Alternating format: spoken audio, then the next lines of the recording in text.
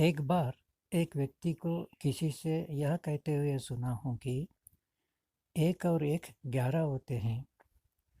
उस बात को सुनकर मुझे बहुत आश्चर्य हुआ है, क्योंकि हमें तो बचपन में यही गणित सिखाया गया है कि एक और एक दो होता है। मैंने सोचा कि हो सकता है अब नया गणित आ गया हो, जिससे अब एक और एक 11 होने लगे हैं, क्योंकि लगभग 65 साल पहले जब मैं यह गणित एक और एक दो होने का सीखा था, तब सारी चीज़ें बहुत सस्ती थी। अब तो बहुत अधिक महंगी हो गई हैं। शायद इसलिए गणित में भी बढ़ोतरी करके एक और एक 11 कर दिए होंगे।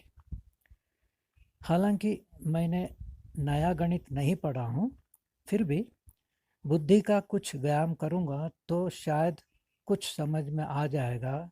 ऐसा सोचकर कुछ प्रयास किया तो यह समझ में आया कि जिस घर में पति और पत्नी को समान दर्जा रहती है, उस घर में एक और एक 11 हो जाते हैं, क्योंकि एक संख्या के बगल में दूसरी एक संख्या रहती है, तो एक और एक 11 हो जाते हैं। उस घर में खुशियों के फूल खिल सकते हैं।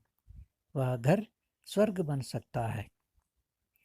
और जिस घर में पत्नी को पति से निचली दर्जा रहती है, उस घर में एक और एक दो ही होता है, क्योंकि एक संख्या के नीचे दूसरी एक संख्या रहती है, तो एक और एक दो ही होता है।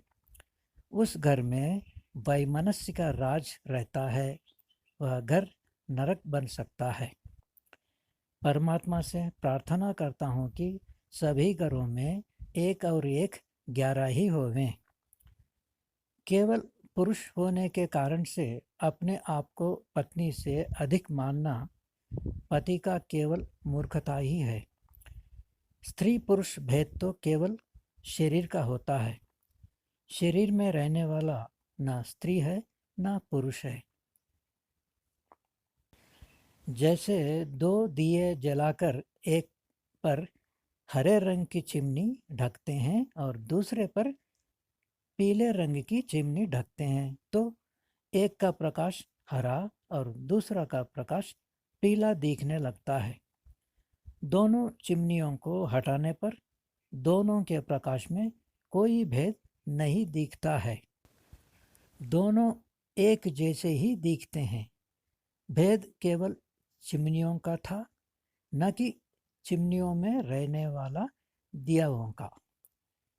इसी प्रकार स्त्री पुरुष भेद केवल शरीरों का होता है, न कि शरीरों में रहने वाले आत्माओं का। शास्त्रों के मर्यादा के अनुसार पति और पत्नी के बीच में मैत्री संबंध होना चाहिए। जैसे दो मित्र परस्पर समान व्यवहार करते हैं, वैसे ही पति पत्नी का परस्पर व्यवहार होना चाहिए। इसके विपरीत कोई भी पति शास्त्रीय मर्यादा का उल्लंघन करते हुए पत्नी के समान अधिकार को हनन कर पत्नी पर अपना अधिकार चलाता है, तो उस पाप का दंड अवश्य भोगना पड़ेगा। परमात्मा का अटल नियम है कि दूसरों को जो देते हैं वही हमें मिलता है। दूसरों को दुख देकर हम सुखी रहें, यह कभी भी नहीं हो सकता है।